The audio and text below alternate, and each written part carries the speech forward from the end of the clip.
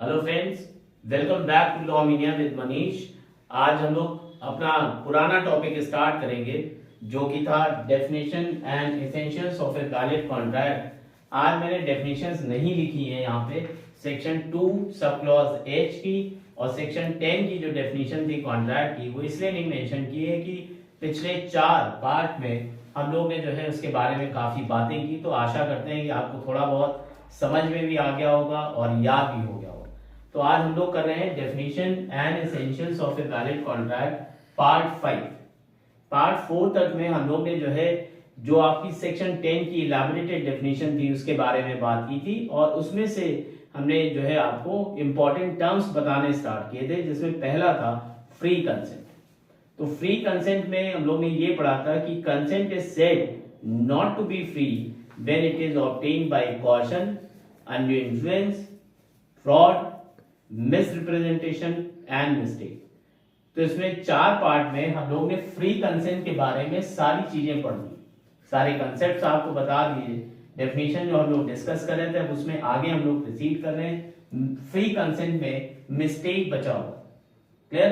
तो मिस्टेक आपका section 20, 21 and 22 में लिया। ठीक, मिस्टेक में आपको 2 चीजें बहुत इंपॉर्टेंट है। मिस्टेक ऐसा डिफाइन नहीं की गई, लेकिन आप समझ सकते हैं कि मिस्टेक को किस तरीके से यहाँ पे मैं समझा रहा हूं। यहाँ पे 2 तरीके हैं, एक है मिस्टेक ऑफ लॉ और दूसरी है मिस्टेक ऑफ फैक्ट, क्लियर? तो ये 2 पार्ट है। मिस्टेक 2 तरीके की होती है। उसके पहले हम लोग एक और इंपॉर्टेंट पार्ट डिस्कस कर लेते हैं। जैसे कि हम लोग ने कहा था कि कॉशन है, इन्फ्लुएंस है, फ्रॉड है, मिसरिप्रेजेंटेशन है, ये voidable in nature. Voidable in nature का मतलब क्या हो गया? The agreed party can रिपुडिएट the contract और एक्सेप्ट इट।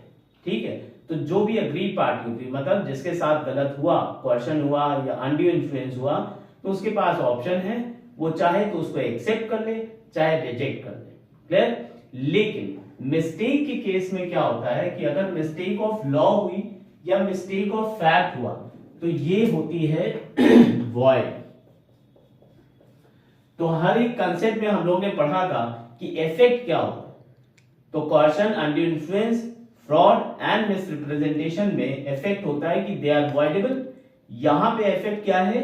ये वॉइड है, मतलब at any cost if they have made any kind of mistake as to the contract, तो वहां पे उसको हम जो है करेक्ट नहीं कर सकते, क्लियर? मींस वो इन्फोर्सेबल नहीं होगी। अब आगे बढ़ते हैं। तो मिस्टेक ऑफ लॉ में 2 बाइफिकेशन मैंने बताए। एक होता है mistake of law of the country, clear? और दूसरा होता है मिस्टेक ऑफ फॉरेन लॉ। तो ये बहुत इजी है, इस पोर्शन में आपको ज्यादा मेहनत नहीं करनी। इस पोर्शन में थोड़ा कंसेप्चुअल है, आपको समझना पड़ेगा, क्लियर? तो mistake of law of the country, one is suppose to know the basic laws of their country. For example, हम लोग बात करते हैं कि हम लोग इंडिया में रहते हैं, तो हमें जो कॉन्स्टिट्यूशन के बेसिक्स हैं वो पता होने चाहिए।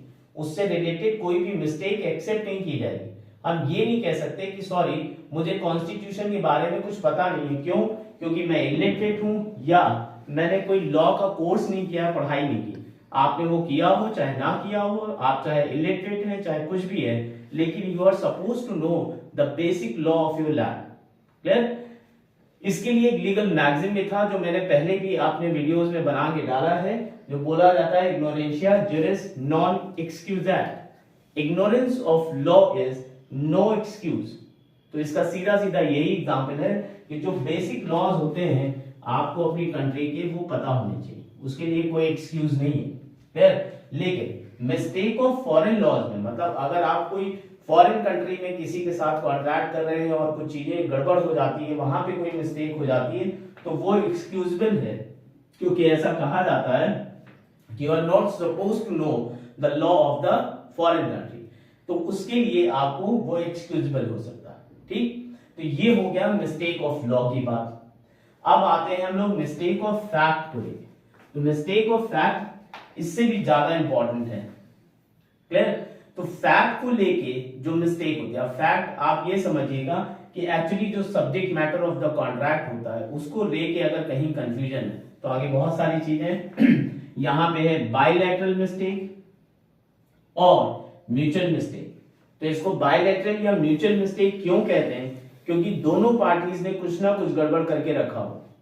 क्लियर? मतलब दोनों के पार्ट पे कुछ गलतियां हुई या कुछ मिस्टेक हुई, जिसको कि बायलैटरल मिस्टेक कहते हैं या म्यूचुअल मिस्टेक। ठीक।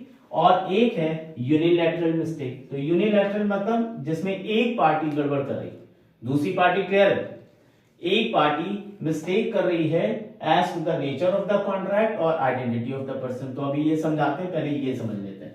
तो बायलैटरल का मतलब क्या हो गया कि यहाँ पे दो कंडीशन होगी जो सेटिस्फाई होंगी, तो ये माना जाएगा कि देयर इज बायलैटरल मिस्टेक।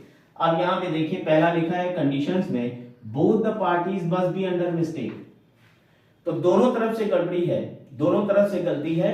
और दूसरा है कि एसेंशियल फैक्ट्स जो है कॉन्ट्रैक्ट के, उसको लेके दोनों के दिमाग में कंफ्यूजन है।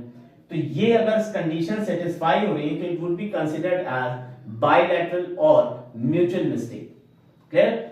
अब इसके बाद आते हैं हम लोग कि सब्जेक्ट मैटर को लेके का अगर डाउट है या कोई गड़बड़ी हो रही है। सब्जेक्ट मैटर का मतलब मान लीजिए कि मैं एक कार बेचने की बात कर रहा हूं, तो कार को लेके दोनों ही पार्टीज के दिमाग में कोई अगर कंफ्यूजन है तो ये माना जाएगा कि they have bilateral mistake regarding the subject matter of the contract. तो यहाँ पे सब्जेक्ट मैटर क्या हो जाएगा? कार हो जाएगी। तो ऐसे केस में सब्जेक्ट मैटर को लेके अगर कोई डाउट है। क्लियर? दूसरा है पॉसिबिलिटी ऑफ परफॉर्मेंस। तो इसमें दो बातें आती हैं, पहला है physical impossibility and legal impossibility. Clear? ये चीज होगी। अब हम लोग सब्जेक्ट मैटर पे बात करते हैं। तो मान लीजिए कि सब्जेक्ट मैटर को लेके बायलैटरल मिस्टेक की बात हो रही है, तो वो existence, identity, title, quantity, quality and price, ये 6 बातें हैं जो आपकी इंपॉर्टेंट हैं। इन 6 बातों को लेके अगर दोनों पार्टीज के बीच में कुछ डाउट है तो वो बायलैटरल मिस्टेक होगा regarding the subject matter of the contract. अब जैसे कि एग्जिस्टेंस की बात की, तो जिस पर्टिकुलर सब्जेक्ट मैटर पे या किसी प्रोडक्ट को सेल एंड परचेज करने पे हम बात कर रहे हैं, वो एग्जिस्ट ही नहीं कर रहा उस समय, और ये बात दोनों को नहीं पता है। आइडेंटिटी की बात होगी तो हमें पता ही नहीं है कि वो एक्चुअली जो है किस उसमें जो है कि उसकी आइडेंटिटी क्या है। टाइटल की बात हो गई तो ओनरशिप को लेके दोनों के दिमाग में अगर कंफ्यूजन है। क्वांटिटी, क्वालिटी, अब क्वांटिटी में मैंने बोला 50 केजी और दूसरी पार्टी ने उसको क्या समझ लिया 500 केजी, ऐसा कुछ करके। ठीक है? तो क्वांटिटी, क्वालिटी की बात हो गई तो अभी क्वालिटी में बहुत सारे स्टैंडर्ड्स होते हैं। ठीक है? वो उन्होंने कहा ISI मार्क क्या है, आपने कुछ और समझ लिया। तो इस तरीके से है। प्राइस को लेके भी हो सकता है कंफ्यूजन कि मैंने बोला 100 का, उन्होंने सुन लिया 1000 का। इस तरीके की जो कंफ्यूजन है दोनों पार्टीज के बीच में, तो वो बायलैटरल मिस्टेक या म्यूचुअल मिस्टेक की बात होगी रिगार्डिंग द सब्जेक्ट मैटर। अब बात होती है फिजिकल इम्पॉसिबिलिटी और लीगल इम्पॉसिबिलिटी। ठीक है? तो फिजिकल इम्पॉसिबिलिटी की बात यहां पे ये हो गई कि जो चीज फिजिकली आप जो है परफॉर्म ही नहीं कर सकते। क्लियर? वो हो गई। और लीगल इम्पॉसिबिलिटी का मतलब ये हो गया कि अब वो लीगली आप नहीं कर सकते। तो इसके एग्जाम्पल क्या हो सकते हैं? जैसे लीगल इम्पॉसिबिलिटी की बात हो गई तो वो कॉन्ट्रैक्ट कर रहे हैं आप किसी ऐसी चीज पे जिसपे जो है ऑलरेडी गवर्नमेंट ने बैन लगा रखा है कि ये कोई पर्सनल कैपेसिटी में बेच नहीं पाएगा।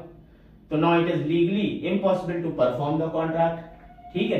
तो वो हो गया लीगल इम्पॉसिबिलिटी की बात। फिजिकली जो आप जो है कर ही नहीं सकते, anything which is next to impossible to perform physically for any human being, तो वो चीजें आ जाएंगी फिजिकल इम्पॉसिबिलिटी। तो ये हो गया बायलैटरल मिस्टेक। अब यूनिलैटरल में एक पार्टी का मिस्टेक का बात हो रहा है, एक पार्टी मिस्टेक कर रही, वो as to the nature of the contract हो गया या आइडेंटिटी। बहुत सिंपल है, आप नेचर ऑफ द कॉन्ट्रैक्ट में ले लीजिए कि मान लीजिए हमारी डील हो रही है, साइन हो रही है, और मैं ये प्रिज्यूम कर रहा हूं कि मैं गिफ्ट डीड पे साइन कर रहा हूं और वो हमसे पावर ऑफ अटॉर्नी पे करा। तो यहां पे क्या हो गया, नेचर ऑफ कॉन्ट्रैक्ट को लेके कंफ्यूजन हो गया। ठीक है? तो हमें पता ही नहीं है कि हम किस डॉक्यूमेंट पे साइन करें। अगर इस टाइप का वो होता है तो ये यूनिलैटरल मिस्टेक होगी एक पार्टी की, जहां पे हो जाएगा। ठीक है? फिर उसके बाद बात आती है आइडेंटिटी ऑफ द पर्सन। मुझे लग रहा है कि मैं मिस्टर ए के साथ कॉन्ट्रैक्ट कर रहा हूं और एक्चुअली मेरा कॉन्ट्रैक्ट मिस्टर बी के साथ हो रहा है। तो यहाँ पे क्या हो गया, आइडेंटिटी को लेके कंफ्यूजन है, मिस्टेक है, और ये यूनिलैटरल मिस्टेक का कंसेप्ट होगा। ठीक है, तो दोस्तों हम लोग एक काम कर रहे हैं, जो ये मैंने सब लिखा है इसका स्क्रीनशॉट एक पिक क्लिक करके मैं डाल दूंगा लास्ट में, वो आप देख लीजिएगा, और कोशिश करेंगे कि इससे रिलेटेड जो नोट्स हैं वो भी मैं डाल दूं डिस्क्रिप्शन में, आप उसको भी देख सकते हो। प्लीज, पसंद आया, समझ में आया तो आप लाइक करिए, शेयर करिए, सब्सक्राइब करिए। Thank you, keep learning, keep watching law media with Manish.